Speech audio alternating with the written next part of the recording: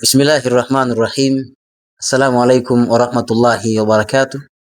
Alhamdulillahi rabbil alamin. Salatu wassalamu ala ashrafil mursalin Sayyidina Muhammadin khataman nabiyyin wa ala alihi wa ashabihi ajma'in. Wa ba'd. Baada ya kumshukuru Allah subhanahu wa ta'ala na kumtakia ziada ya rahma kipenzi chetu na kipenzi cha Allah Bwana Mtume Muhammad sallallahu alayhi wa alihi wasallam. Kwa mara nyingine tena mimi ni wenu Haji Juma Ramadhan wa ZHTV. Si mgeni machoni mwenu, lakini pia leo nimemtembelea Hajjati hapa ambaye tulikuwa naye katika masiku 10 na kadhaa ambayo ilipita hapa nyuma akidhamiria kwenda katika ibada ya hija Maka na Madina kumzuru Bwana Mtume Muhammad sallallahu alaihi wasallam. Hii pia kutekeleza ibada ya hija.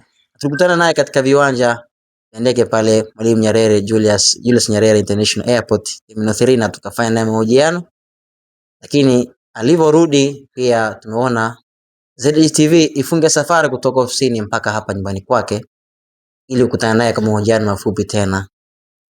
Si mgeni sana machoni mwako, lakini pia si vibaya kujitambulisha kwa mara nyingine, tukaendelea na mazungumzo naye.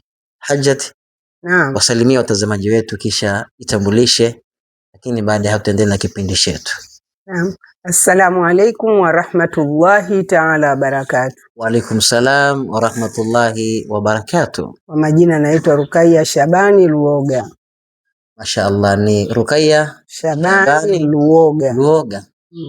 Angalia vizuri uzumu umri wake, alafu na jambo ambalo kwamba alilofanya. Nakumbuka aliniambia kwamba ibada ya hija alidhamiria, alikuwa akipata taabu sana, akipata shauku akiona mahujaji wakirudi katika viwanja vya Maka na Madina, akiwapokea mwenyewe airport, akifanya kazi pale kama mfanyakazi au mwajiriwa pale, lakini akaamua kwamba nitakapopata mafao yake. Hivi ulituambia siku ile kwamba umeenda hija na mafao yangu. Hebu wathibitishie watazamaji kweli ile haikuwa dunduliza, bali mafao hayakuwa ni sehemu kwamba nataka niongeze mijengo, maana mjengo kwa maana ule kitu ungeongeza mafao kweli au dunduliza? Hapana. Naam.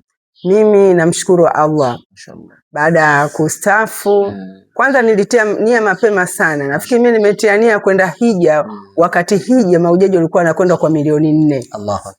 Mpaka nimefikia kwenda hija nimeenda kwa milioni 16. Mashaallah. Kwa hiyo miaka yote mimi nilikuwa namuomba Allah tu anipe umri mrefu ili nimalize ajira yangu, nipate hela yangu ndio ya kwenda, kwa sababu kudunduliza nisingeweza. Ndio. Mimi nilikuwa mtumishi wa umma na mshahara na utumishi wa umma unaufahamu. Sawa sawa. Mimi nilikuwa muuguzi. Kwa hela yetu ilikuwa ni ndogo sana, ilikuwa haitoshi kusema ukweli, lakini ilikuwa kila siku namuomba Mwenyezi Mungu. Ndio. Ilifikia stage ni muda mrefu nikasahau, lakini baada ya miaka 5 kabla ya kustaafu siku nikakumbuka sana, nikuweka nia ya kwenda hija. Basi nikawaambia ndugu